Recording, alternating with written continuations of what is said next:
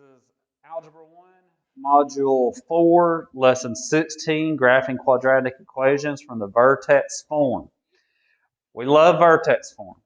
It's very easy to pull things apart from it and graph with it, or it's easy to look at the graph and plug in the formula.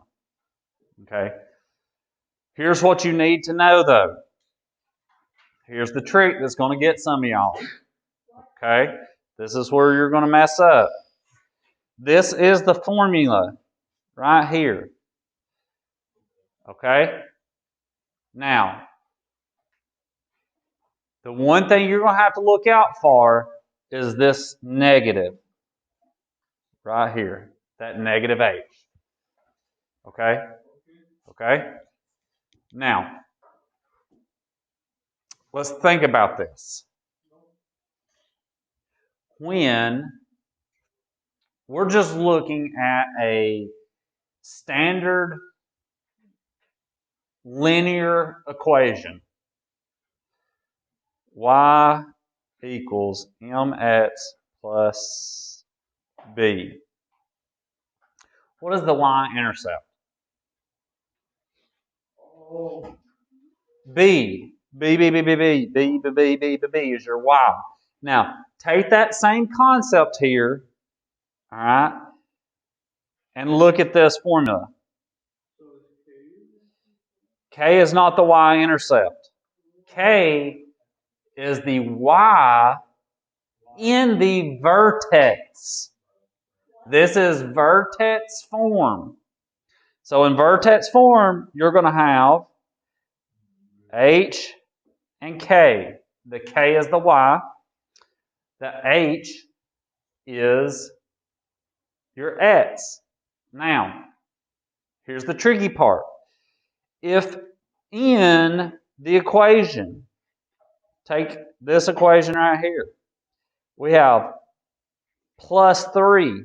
What is H? Negative 3. Do you see that?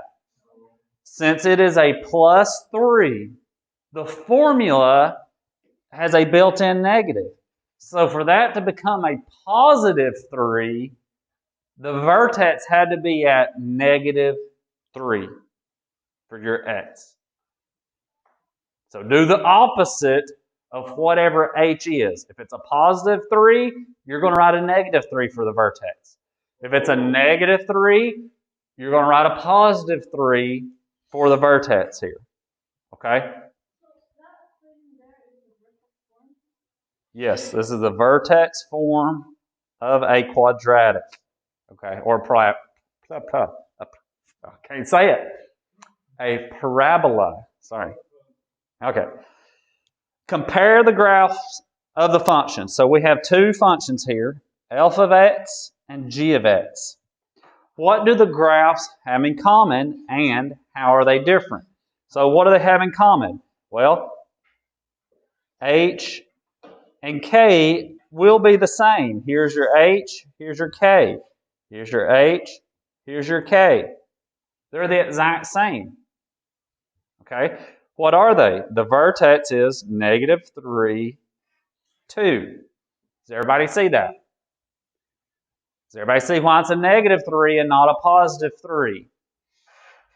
The negative is built into the formula. Okay? Wait.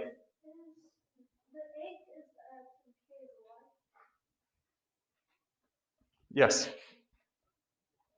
H is the opposite of H is the X, and K is the Y in your ordered pattern.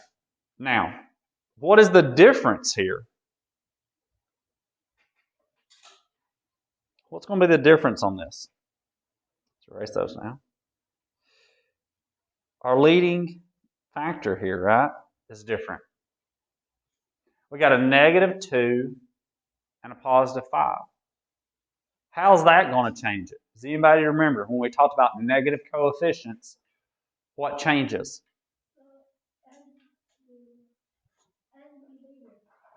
Okay, the end behavior, or which way it's opened up, right? So they're going to be opened up different. One's going to be opened up and one's going to be open down. Okay? So that's one thing.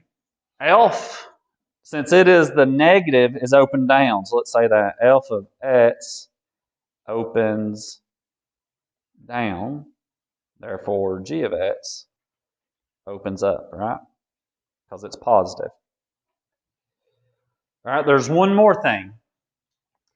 Since the numbers are different, 2 and 5, that is what is our vertical stretch. That A represents our vertical stretch. So the vertical stretches are different.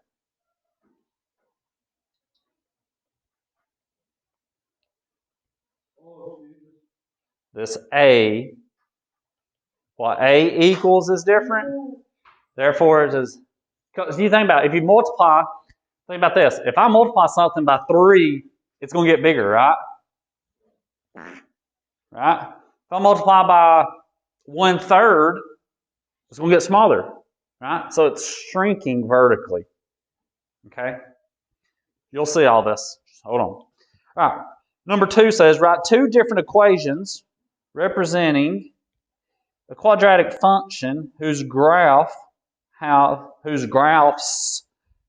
vertices of 4.5 and -8. Okay? All right, give me one, Jordan. So number 1 is the opposite of number 2. Whoops. Sorry about that. That's crazy.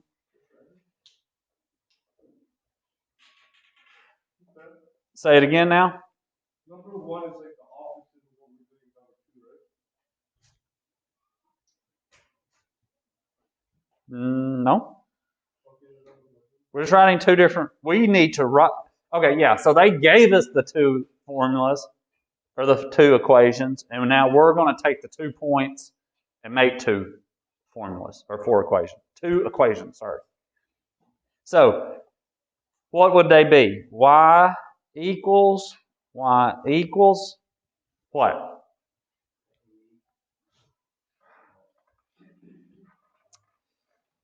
No. So this whole time, just like in the last problem, we're going to plug in an x and it gives us a y. That's what happens with these formulas or these equations, okay? We can take any x and we can find the y for it, okay? You're given specifically the vertice or the vertex. You're giving a specific x and a specific y in the formula. But I can plug in any other x in here and I'm going to get the y for it. So now we've got to do that. We got to figure up an equation where I can plug in any x and it gives me the other y. Okay? So let's just look at our equation. I could do x minus what? X minus what? 4.5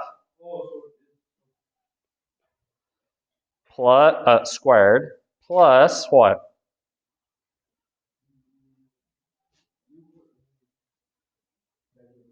Plus a -8.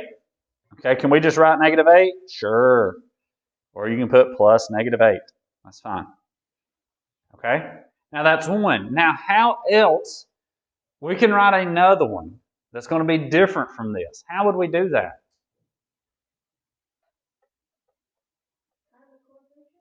Of what? Anything really, couldn't we? But if we just added a negative one, that's going to be just it open down, right? Okay, so let's just add a negative.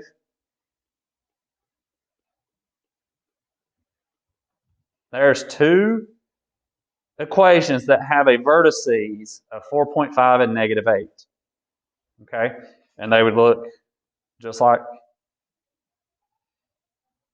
that.